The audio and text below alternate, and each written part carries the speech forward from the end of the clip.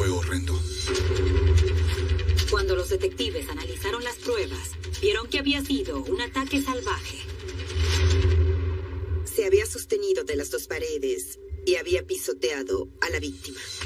No es normal ver la escena de un crimen en la que el acusado se queda para acomodar a la víctima.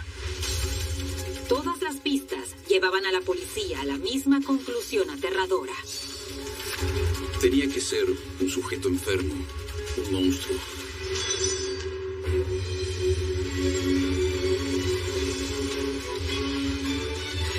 Caso criminal.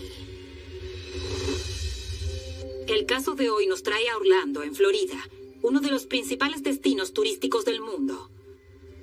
Pero cuando una hermosa joven apareció muerta, víctima de una brutal golpiza en un estacionamiento del centro, la policía temió que las calles, hasta entonces seguras, hubieran quedado a merced de un sádico asesino.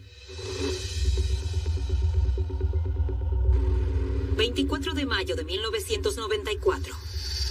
Poco antes del amanecer, el policía John Chisari había salido a patrullar las calles.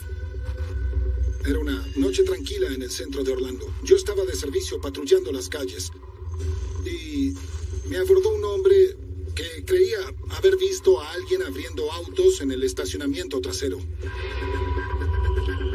El oficial Chisari dejó su bicicleta para investigar. Me acerqué al estacionamiento con la linterna en la mano y vi un auto rojo salir de repente. Pude ver la matrícula. Instintivamente, el oficial anotó el número de matrícula del vehículo y luego volvió a enfocarse en el dato sobre el ladrón de autos. Iluminaba los autos con la linterna para ver si había algún indicio de que los hubieran abierto. Y luego iluminé el callejón. Y en ese momento vi el cuerpo tendido en el piso.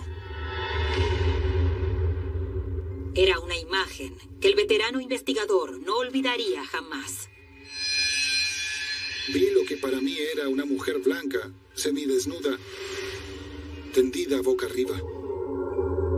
Con solo mirar el cuerpo, supe que tenía un enorme traumatismo. Ella estaba muerta. Al salir el sol, el oficial Chisari llamó por radio a la jefatura para reportar el truculento hallazgo. En cuestión de minutos, el detective principal David Griffin y su compañera Barb Bergen iniciaron la investigación. Me reuní con el oficial Chisari en el estacionamiento adyacente al callejón y vi el cuerpo de la víctima tendido boca arriba. Tenía el sostén y la blusa levantados por sobre los senos. Estaba desnuda de la cintura para abajo.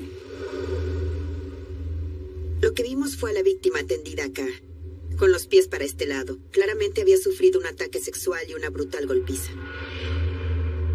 Tenía grandes hematomas en la cara y lo que parecían ser mordeduras en un seno. Le habían arrancado los pendientes de las orejas. En un costado de la cara tenía una marca que parecía de un zapato. Los veteranos detectives nunca habían visto tal sadismo en un ataque. Nunca había visto tanta violencia hacia una persona. Era una de esas escenas que te quedan grabadas para siempre por lo atroz que era. Tras pasar 10 años y medio en homicidios, yo diría que sin duda fue una de las peores, por la manera en que el asesino había profanado el cuerpo de otra persona. La policía se preguntaba quién podía haber sido capaz de cometer un crimen tan horrendo. Cuando uno ve algo así, es muy difícil conjeturar en ese momento quién podría haber sido. Tenía que haber sido un monstruo, pero no sé qué nivel de locura hay que tener para hacer eso. Y a los investigadores no solo los impactó la mera brutalidad del ataque. Me parecía que habían acomodado el cuerpo de ese modo para horrorizar a la persona que lo hallara o para degradar a la víctima. Lo que también desconcertaba a los investigadores era que faltaban casi todas las prendas de la víctima. Había una blusa negra ahí. No estaba su ropa interior, no estaban sus pantalones, así que faltaban algunas prendas. La primera hipótesis de la policía fue que el asesino podía haberse llevado la ropa de su víctima, pero no había ninguna pista de por qué. Y la confusión fue mayor cuando se descubrieron unos pantalones de hombre ensangrentados cerca del cuerpo. Encontramos unos pantalones azules en el lugar que eran de una talla bastante grande, por lo que no parecía que fueran lo que tenía puesto la víctima. Los pantalones estaban muy cerca de la cabeza de la víctima, dentro del callejón. Parecía que acababan de sacárselos. También había varias manchas de sangre en la zona de la entrepierna. Los peritos forenses descubrieron más pruebas al revisar el lugar. Por sobre la víctima, los peritos forenses pudieron levantar huellas palmares de las paredes. Era evidente que pertenecían al asesino. Las huellas habían quedado marcadas con sangre. Los investigadores siguieron los inquietantes rastros hasta salir del callejón. Había una huella palmar con sangre en la barra de esta puerta. Pasando la puerta del callejón, había sangre en el estacionamiento y manchas de sangre en los muros. La policía halló más pruebas del salvaje ataque a solo unos metros. Hallamos la correa de un bolso junto al callejón. Se la habían arrancado y estaba tirada en el estacionamiento. Y cuando el agente halló el bolso apoyado sobre una ventana cercana, eso respondió una pregunta crucial que se hacía la policía. El bolso estaba abierto.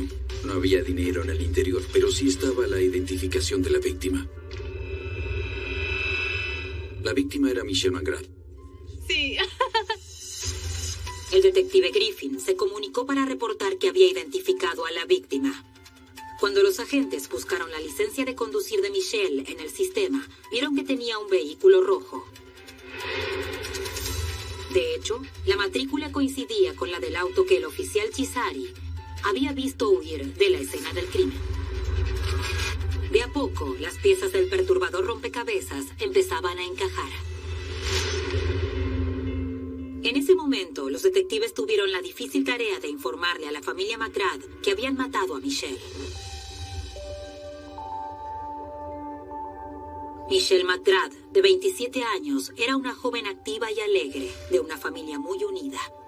La llamada de la policía para darles la noticia fue devastadora. Me costaba creer lo que estaban diciéndome y la verdad no podía asimilarlo. Fue muy doloroso y muy difícil. Y los detalles de la horrorosa muerte de su hermana hacían que les costara aún más aceptarlo. No podía creer que un ser humano fuera capaz de hacer eso. Era espantoso. No parecía verdad. Las tres hermanas menores de Michelle habían visto orgullosas cómo la ex reina estudiantil se había convertido en una joven responsable. Iba a la universidad, trabajaba todo el día.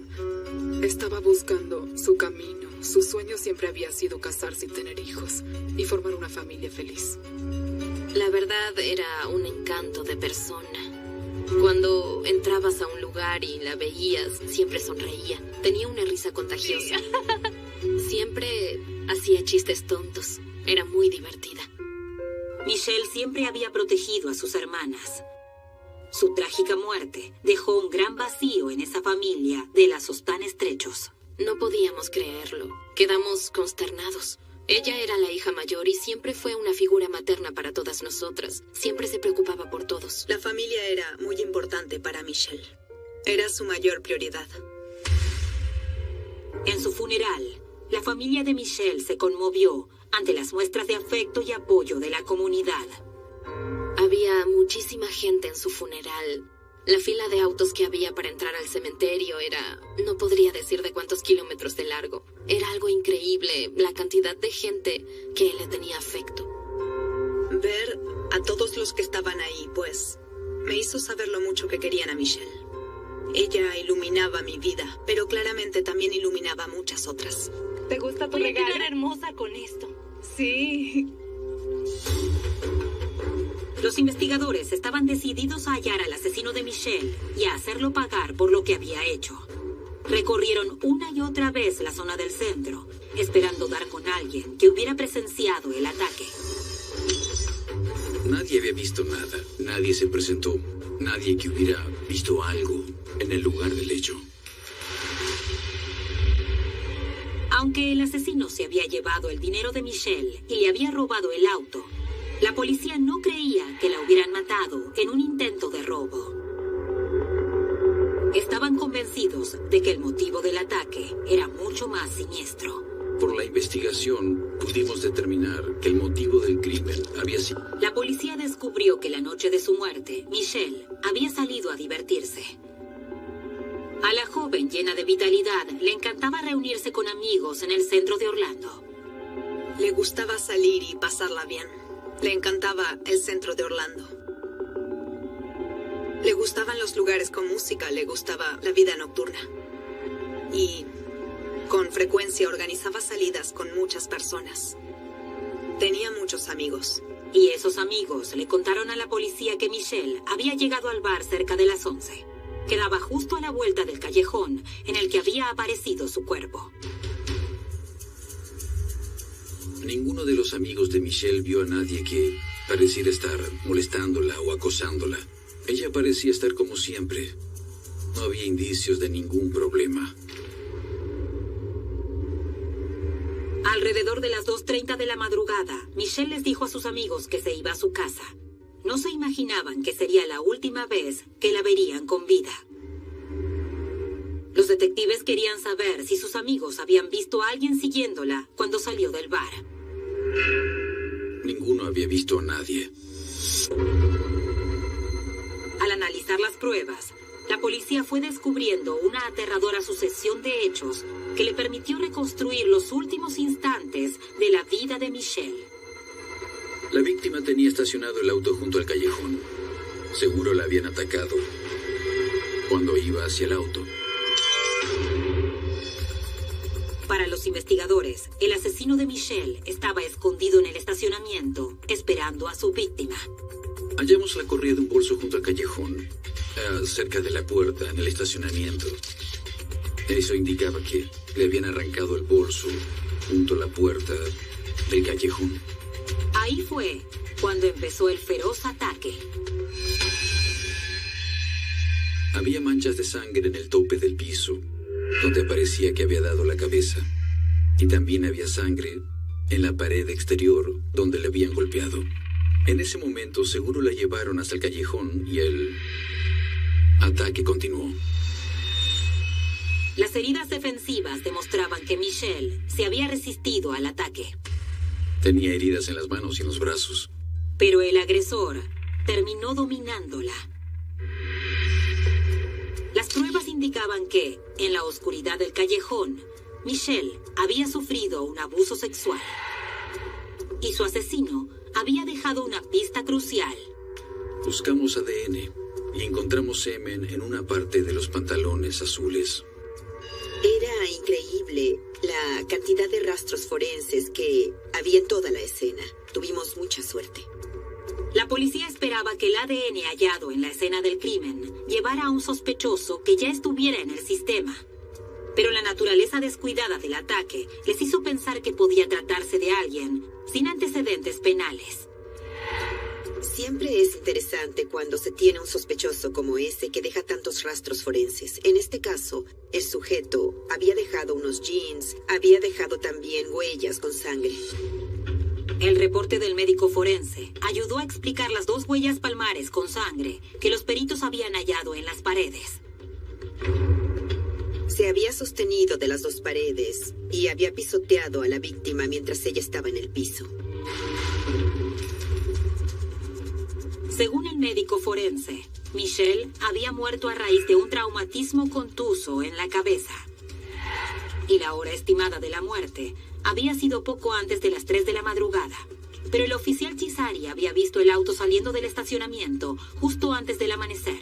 Esos datos llevaron a los investigadores a una conclusión escalofriante.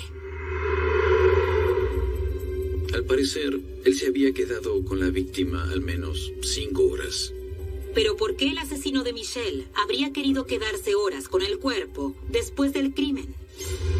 En casi todos los casos, el atacante comete el delito y huye.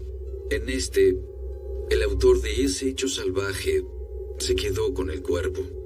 No puedo entender por qué alguien haría eso.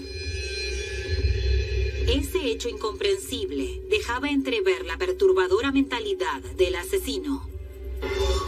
Era algo aterrador. No creo haber visto nunca que un sospechoso se quedara en el lugar.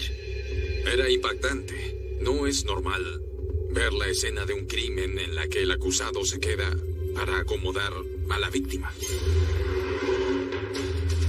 Y eso significaba que el monstruoso ataque contra Michelle, que los investigadores sospechaban que el crimen podía haber sido obra de un asesino en serie. Primero debían estar seguros de que el asesino de Michelle no fuera alguien cercano a ella. Las confusas pruebas dejaban abierta la posibilidad de que el autor del crimen hubiera sido un amante despechado o un novio celoso. Cuando se produce un hecho tan violento, tiene que haber un motivo por el que alguien se haya molestado tanto y se haya querido desquitar. Empezamos a investigar a los exnovios y al círculo íntimo. Cualquier conocido con quien hubiera tenido problemas. La familia de Michelle le dijo a la policía que ella tenía un exnovio. Su nombre era David Ellis. Y la pareja se había separado apenas meses antes del ataque. Según la hermana de Michelle, la separación había sido en muy malos términos. Él quería hacer que las cosas funcionaran y que volvieran a estar juntos. Pero, por lo que yo sabía, esa no era la idea de ella. ¿Podría Ellis haberse enfadado y haber matado a Michelle? Era inquietante y aterrador pensar que podía haber sido alguien cercano a ella y que hubiera sido capaz de llegar a ese extremo. Los detectives se llevaron a Ellis para interrogarlo. Nadie sabía hasta cuándo habían vivido juntos, ni cuándo había sido su última relación sexual, ¡Feliz Navidad! ni cuándo se habían visto. Y todos se sorprendieron al enterarse de que el exnovio de Michelle la había visto la noche en que la mataron. Él la había visto en uno de los bares. Él estaba en un bar deportivo con varios de sus amigos y la vio ir de bar en bar y entonces ellos hablaron. Cuando Ellis se colocó a sí mismo a solo pasos de donde había aparecido el cuerpo de Michelle, el interrogatorio se intensificó. Le preguntaron sin rodeos si él era el responsable del crimen de su exnovia. A los investigadores les llamó la atención la actitud calma de Ellis. No parecía inquietarlo ser un posible sospechoso del asesinato de su ex. Quería colaborar. No dio toda la información posible para ayudar con el caso. Ellis negó toda participación en el crimen, pero la policía igual le pidió tomarle una muestra de sangre y las huellas dactilares. La única forma de saber si decía la verdad era compararlas con las pruebas reunidas en la escena del crimen. Cuando llegaron los resultados del laboratorio, se confirmó lo que David Ellis les había dicho desde el principio. No había coincidencia con el material biológico ni con la huella de la mano ensangrentada. Su coartada para la hora del ataque también era sólida. Fuimos precavidos, pero no había nada para seguir investigándolo. David Ellis quedó oficialmente descartado como sospechoso del crimen de Michelle McGrath. Pero apenas se descartó a un sospechoso, surgiría uno nuevo. Esa mañana se presentó un hombre que decía ser un novio reciente de Michelle McGrath. Decía que habían salido durante unas 3 semanas. Su relato contradecía todo lo que sabían los detectives sobre la vida amorosa de Michelle. No sabíamos nada de otros novios. Hablamos con algunas de sus amigas. Lo de ese tipo era algo distinto porque en realidad no era su novio. Eso nos llevó a preguntarnos quién era ese tipo. Los investigadores le preguntaron a la familia de Michelle qué sabía de ese hombre. Yo sabía que ella le gustaba y que él le había escrito unos poemas y le había regalado flores. Pero estaban seguros de que Michelle y ese hombre nunca habían tenido una relación de novios. Y sabía que ella no estaba interesada en él. El extraño hombre insistía con que solo se había presentado para colaborar con la policía en la búsqueda del asesino. Pero su actitud nerviosa y su delirante creencia de que tenía una relación con Michelle lo convirtieron en un sospechoso. Pienso que él quería ser su novio. Para mí malinterpretó las intenciones de ella, o pensó que llegarían a ser novios. Pero esa no era la realidad. Era muy sospechoso. Y esas sospechas se acrecentaron cuando el hombre les contó a los detectives dónde había estado la noche del crimen. Estaba en los bares esa noche. Vio a Michelle y le habló. Algunos de sus amigos indicaron que había un sujeto que había actuado de forma rara con Michelle. Tal vez estaba enamorado de ella. Los investigadores empezaron a presionarlo, y por un instante, el hombre pareció estar a punto de quebrarse. Reconoció haberla visto cerca de la hora en que ella fue a buscar su auto. Esa era otra señal de alarma. Pero cada vez que los detectives trataban de hacer que el hombre confesara, él negaba haber tenido algo que ver con el hecho. La policía le tomó las huellas y una muestra de ADN, y luego lo liberó. Todo lo que decía nos hizo sospechar de él. Mientras el laboratorio analizaba todo, las pruebas contra el nuevo sospechoso principal del caso se acumulaban. Los detectives examinaron los registros telefónicos de Michelle y descubrieron otra pista que los llevó a sospechar aún más del extraño hombre. Descubrimos que esa persona le había llamado a su casa. Los registros telefónicos revelaban que el hombre había llamado repetidas veces al número de Michelle tras su asesinato. Decía que había llamado para oír su voz, sabiendo que estaba muerta. Otra señal de alarma.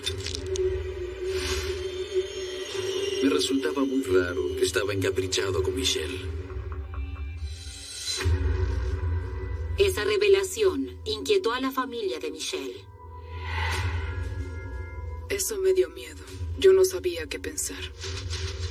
La hermana de Michelle y la policía empezaron a preguntarse si esa obsesión podía dar resultado fatal. Para mí, esa era una posibilidad. Parecía que los investigadores habían hallado a alguien con motivos para matarla. Y esperaban que el laboratorio forense confirmara su hipótesis. Pero cuando llegaron los resultados, la investigación sufrió un nuevo golpe. Ninguna de las pruebas que teníamos coincidía. El extraño hombre que se había colocado a sí mismo en el centro de la investigación no era el asesino de Michelle. Quedó oficialmente descartado como sospechoso. Fue un decepcionante revés para la policía. Había muchas pruebas y ningún sospechoso. Eso es frustrante porque te preguntas a quién... Había llegado a un impas. Aunque los detectives habían hallado ADN y varias huellas palmares con sangre, esas pruebas solo habían servido para descartar a dos posibles sospechosos. Los detectives necesitaban una pizca de suerte si pretendían resolver el intrigante misterio. La policía de Orlando se enfocó en hallar un elemento de prueba que estaba desaparecido desde la mañana del crimen. El vehículo rojo que le habían robado a Michelle. Una de nuestras unidades tácticas halló el vehículo. Apareció cerca de un complejo de apartamentos estacionado en la calle. Pero la ubicación del auto generó más interrogantes. El auto estaba estacionado del lado oeste de la ciudad y esa zona estaba lejos de donde vivía ella y de donde trabajaba. No podíamos vincular esa zona con ninguno de los sospechosos que habíamos investigado. Era algo muy raro que el auto hubiera aparecido ahí. En lugar de incautar de inmediato el auto de Michelle, los investigadores quisieron usarlo para tenderle una trampa al escurridizo asesino. No quería que nadie tocara el auto. Pregunté si podíamos mantener vigilado el vehículo por si alguien volvía por él. Nuestra unidad táctica se quedó vigilando el vehículo toda la noche hasta el otro día. Esperábamos que el asesino volviera al vehículo y se subiera. La policía vigiló el auto estacionado durante 24 horas. Nadie se acercó al auto. Cuando los detectives se convencieron de que el asesino no volvería al auto, los peritos forenses lo revisaron en busca de más pruebas. No parecía que nadie hubiera limpiado el vehículo. Teníamos muchas esperanzas de poder hallar una huella del sospechoso en el auto. Y el detective Griffin tenía razón. Los peritos hallaron una huella desconocida. La hallaron en un sobre que era de Michelle en el asiento trasero del auto. Por desgracia, no había nada dentro del auto de Michelle que le sirviera a la policía para identificar a un sospechoso. Pero cuando parecía que la investigación podía estancarse, surgió una pista crucial gracias a la repercusión que había tenido el caso. Una joven que acababa de enterarse del crimen de Michelle contactó a los detectives por un encuentro aterrador que había tenido en el mismo estacionamiento esa misma noche. Apareció una testigo que había estado en los bares con su novio esa noche y había salido entre las 2 y las 2:15 de la madrugada a buscar su auto. Estaba sola, su novio se había quedado en el club nocturno despidiéndose de sus amigos. Mientras caminaba por el oscuro estacionamiento, la joven se dio cuenta de que no estaba sola. Notó que había un tipo que estaba agachado detrás de un auto. Y desde luego eso la inquietó mucho. Por suerte para ella estaba bastante lejos de él y pudo llegar al auto, subirse y trabar las puertas antes de que la alcanzara. Pero la pesadilla de la mujer aún no había terminado. Y de pronto él se apareció del lado del acompañante y empezó a golpear la ventanilla y a tratar de abrir la puerta. Dio la vuelta hasta el lado del conductor y quiso romper la ventanilla a golpes. Gritaba que quería tener sexo con ella. Parecía que su rápida reacción podía haberle salvado la vida. Tenía miedo de que él rompiera la ventanilla, así que estiró el brazo y empezó a tocar la bocina desesperada. Cuando la joven concluyó su relato aterrador, se dio cuenta de lo cerca que había estado de la muerte. Fue algo repentino. De pronto ella se detuvo y se echó a llorar. Se angustió mucho y para mí ahí se dio cuenta de que podía haber sido ella. La policía estaba segura de que el hombre que había querido atacarla era el mismo que había matado a Michelle. Yo no tenía dudas de que era la misma persona. Aunque temía por su vida, la valiente joven le dijo a la policía que haría todo lo posible por ayudarlos a atrapar al asesino. Ella pudo darles a los investigadores una pista crucial, una descripción detallada del hombre que había querido atacarla. Ella lo había visto bien. Lo describió como un hombre blanco de entre 18 y 20 años, de 1,70 m y de contextura mediana. Con esa descripción, se armó un retrato del hombre que había aterrorizado a una joven y había asesinado a otra. La policía se lo mostró a la familia de Michelle para ver si podían identificar al sujeto. Yo no lo reconocía, para nada. Desde luego me concentré y traté de pensar quién podía ser.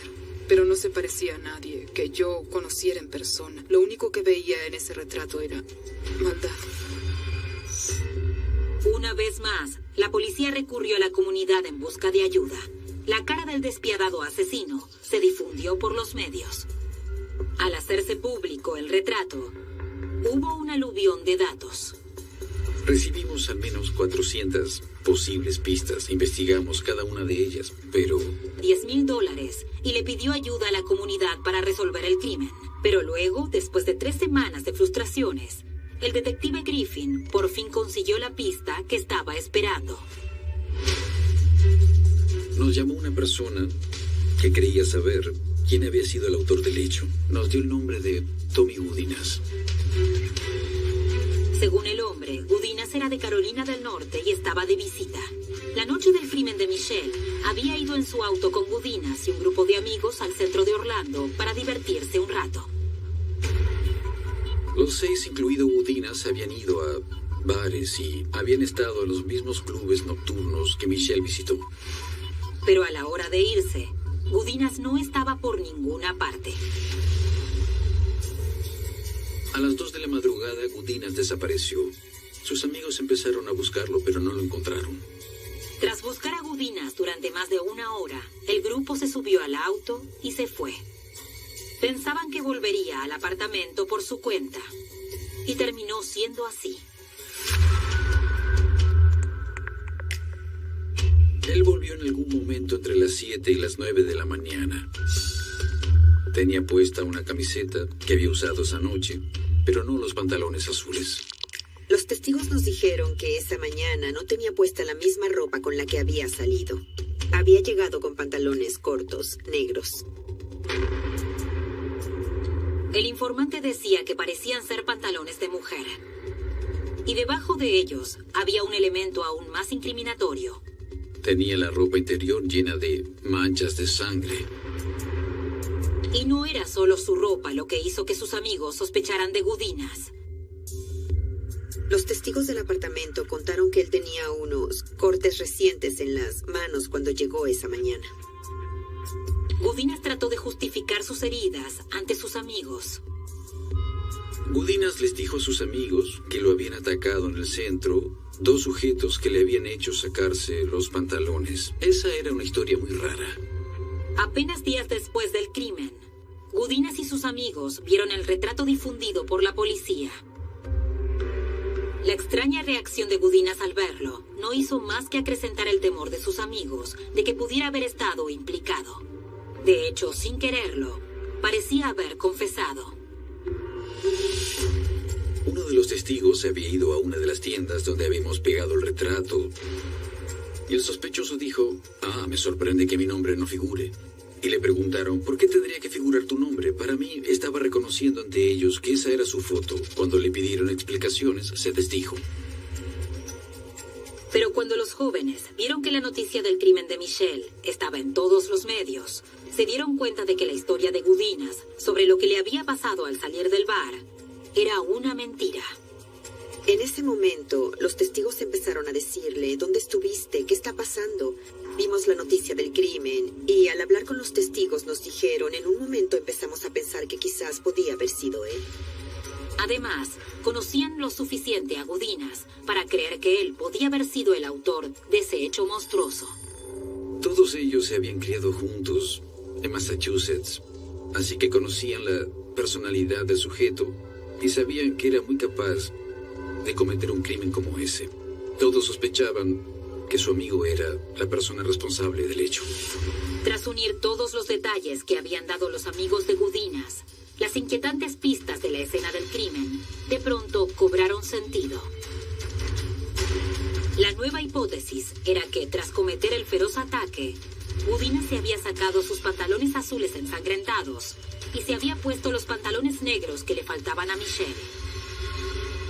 Luego se había quedado en la escena del crimen toda la noche y había huido en el auto de Michelle justo antes de que llegara el oficial Chisari. Había estacionado el auto rojo cerca del complejo de apartamentos donde se estaba quedando. Estábamos esperando tener un sospechoso con el que pudiéramos empezar a comparar todas las pruebas que había. Estábamos seguros de que teníamos al culpable. Cuando los investigadores descubrieron los antecedentes penales de Gudinas, terminaron de convencerse de que él era quien había asesinado a Michelle McGrath. Tenía numerosos antecedentes, no solo de adulto, sino de menor, por varios delitos, intentos de abuso sexual, lesiones graves. La policía de Orlando encontró a Gudinas en Carolina del Norte. Ya estaba preso por otro hecho, el robo de un auto. Queríamos tener la oportunidad de hablar con él rápido, sabiendo ya dónde estaba. Vayamos a hablar con él, consigamos una orden y vayamos a ver qué tiene para decir. Cuando los detectives Griffin y Bergin entraron en la sala para interrogarlo, supieron que estaban ante el asesino de Michelle. Era idéntico a la persona del retrato hablado. Los investigadores le preguntaron a Gudinas qué había hecho la noche del crimen de Michelle. En primer lugar, negó conocer a Michelle McGrath. Negó haber estado en su auto. Los detectives observaron la fría actitud de Gudinas frente al crimen. Estaba indiferente. No le importaba nada. No sentía ningún remordimiento, nada. No sentía nada. A medida que avanzaba el interrogatorio y los investigadores lo presionaban para que dijera la verdad, Gudinas empezó a darse cuenta de que estaba en graves problemas. En ese momento hizo una pausa y manifestó que se trataba de algo muy grave y que quería a su abogado presente. Pero los investigadores sabían que no les hacía falta la confesión de Gudinas. Solo necesitaban las huellas dactilares y una muestra de su ADN. Siempre buscamos la confesión del sospechoso. Pero si no la conseguimos, también sirve que niegue todo. Dinos que nunca estuviste en su auto. Dinos que nunca estuviste en ese callejón. Dinos que nunca la tocaste. Dinos que esos jeans colgados ahí no eran tuyos. Todo eso era tan valioso como una confesión, porque podíamos demostrar con pruebas físicas que estaba mintiendo. Las huellas y el ADN de Gudinas se enviaron de inmediato al laboratorio. Los investigadores esperaban ansiosos los resultados, sabiendo que, si coincidían con las pruebas reunidas en la escena del crimen, eso significaría que por fin habían hallado al asesino de Michelle. Coincidían con las huellas de la barra antipánico y con la huella del auto de la víctima. El ADN hallado coincidía con el del acusado. Y las contundentes pruebas físicas cobraron más fuerza cuando los detectives se comunicaron con la testigo ocular y le mostraron una serie de fotos, entre las que estaba la del sospechoso. Lo reconoció de inmediato. La fiscalía parecía tenerlo todo para ganar. Arrestaron a Thomas Gudinas y lo acusaron de homicidio en primer grado y abuso sexual. Para sorpresa de todos, Thomas Gudinas se declaró inocente. No asesiné a nadie. Que se cumpla la voluntad de Dios. Cuando empezó el juicio, el fiscal Ashton estaba seguro de que tenían allanado el camino hacia una condena. Teníamos pruebas muy sólidas contra Gudinas, empezando en primer lugar por la víctima que se había salvado. Ella lo había identificado como el atacante. Los ataques habían sido tan similares que quien había querido atacarla también había atacado a Michelle. Las pruebas físicas contra Gudinas eran irrefutables. La huella palmar era clave porque sin dudas lo ubicaba en ese callejón. El ADN hallado en el muslo de la víctima coincidía con el del acusado. El fiscal tuvo presentes a Michelle y su familia al exponer sus argumentos ante el jurado. El fin de cualquier juicio es hacer justicia por la familia, y era muy importante para nosotros presentar las pruebas de modo tal que quedara demostrada su culpabilidad. El juicio fue un momento de mucha angustia para las hermanas de Michelle. Diría que lo más difícil fue revivir todo el asunto y oír todos los detalles gráficos. En un momento mostraron la bota que tenía puesta esa noche. Y eso fue muy duro porque reconocí la bota. Era muy triste saber que mi hermana había sufrido de ese modo en las últimas horas de su vida. La fría mirada de su asesino confirmaba lo que los seres queridos de Michelle habían sospechado desde un principio. El hombre que la había matado era un monstruo. No se mostró arrepentido. Al finalizar el juicio, no había dudas del resultado. Tras deliberar menos de 2 horas, el jurado volvió con el veredicto. Thomas Gudinas fue hallado culpable de abuso sexual y homicidio en primer grado. Aunque nada podía llenar el vacío que había dejado la muerte de Michelle, su familia por fin podía dar un suspiro de alivio. Me alegró que él terminara preso y que nadie más tuviera que vivir lo que había vivido Michelle. En el dictado de sentencia, el fiscal Ashton pidió la pena de muerte para el acusado. Pensar cómo habrían sido los últimos minutos de vida de Michelle era estremecedor, porque todos podemos imaginar lo terrible que sería ser atacado por un extraño en un estacionamiento en la mitad de la noche y tratar desesperadamente de resistirse, pero terminar asesinado a golpes. Y lo doloroso y aterrador que sería algo así. Pero igual de importante era la convicción de los investigadores de que Gudinas era un asesino en serie en potencia. Este sujeto era tan malo, tan peligroso y tan cruel, y el crimen había sido tan horrendo, que la verdad no podía haber otra pena que la de la pena de muerte. El 16 de junio de 1995 condenaron a muerte a Thomas Gudinas. En los años posteriores a la muerte de Michelle, sus 3 hermanos humanas se negaron a dejar que el dolor determinara sus vidas.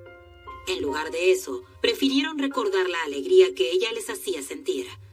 Saben que eso es lo que hubiera querido Michelle. ¡Es muy gracioso! Para mí tienes que disfrutar cada momento que vives. Lo siento. Y aferrarte a tu familia y a tus amigos. Tienes que vivir el hoy porque tal vez no haya un mañana. Oh, sí.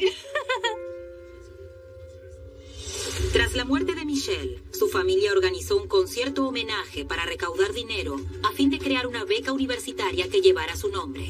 La Fundación Michelle McGrath también colabora con organizaciones benéficas de Orlando.